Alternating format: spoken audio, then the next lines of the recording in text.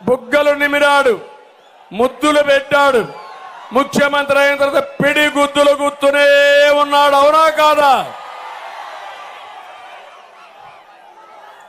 అన్ని వ్యవస్థలు నిర్వీర్యం చేశాడు. ల్యాండ్, శాండ్, వైను, మైను, కబ్జాలు దేశంలోనే ఎక్కడా లేని విధంగా జరుగుతున్నాయి. మెడ మీద కత్తి పెట్టి ఆస్తులు రాయించుకుంటున్నారు. ఇది న్యాయమా అని మిమ్మల్ని అడుగుతున్నా. ఇంకొక పక్క మీరు ఒకసారి చూస్తే ఈ ముఖ్యమంత్రికి అన్నం తినడం ఎప్పుడో మానేశాడు.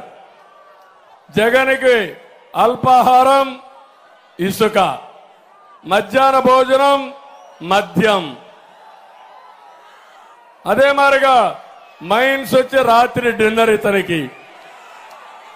ఈ విధంగా అలవాటు అయిపోతే ఇంకేమవుతుందో మీరే ఒక్కసారి ఆలోచించుకోండి. మొత్తం సహజ వనరులన్నీ కూడా దోచేశాడు. తమిళలో ఇంకొక విషయం చెప్పాలి. మీ దగ్గర పట్టాదారు పాస్ పుస్తకాలు ఉన్నాయా? దాని మీద ఎవరి ఫోటో ఉంది? ఎవరి ఫోటో ఉంది? జగన్మోహన్ రెడ్డి తాత వాళ్ళ ముత్తాత మీకు ఆ భూమి ఇచ్చాడా? మీ నాన్న ఇచ్చాడు. మీ తాత భూమి ఇస్తే మీ ఆస్తి పైన జగన్మోహన్ రెడ్డి ఫోటో వేసుకుంటున్నాడంటే ఎంత అహంకారం ఒక్కసారి మీరు ఆలోచించండి. ఇంకో పక్క మీరు చూస్తే మీ పొలంలో రాళ్లు వేశారు, సర్వే రాళ్లు వేశారు. సర్వే రాళ్ల పైన కూడా ఈయన ఫోటో వేసుకునే పరిస్థితి వచ్చాడు. ఈ ముఖ్యమంత్రి ఒక రంగుల పిచ్చోడు.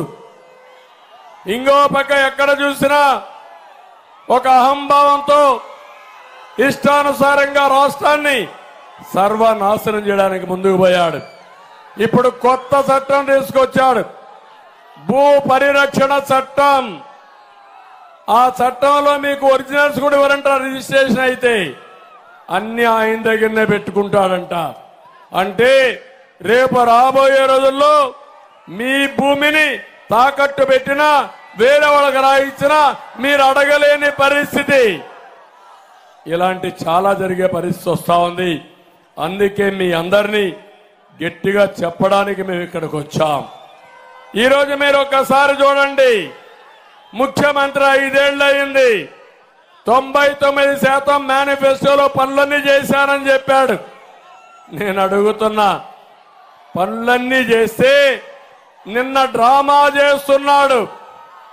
మనుషులను పట్టుకొచ్చి ఆరోగ్యశ్రీ సమస్యలు, తాగునీటి కష్టాలు, భూ వివాదాల పైన పిటిషన్లు తీసుకుంటూ పరిష్కారం చేశానని త్యాగమూర్తిని ప్రొజెక్ట్ చేసుకునే పరిస్థితికి వచ్చాడు. నేను ఒకటే చెప్తున్నా, ఈ ముఖ్యమంత్రికి 5 ఏళ్ల ముఖ్యమంత్రిగా పనిచేసి ఆరోగ్యశ్రీ కింద 3000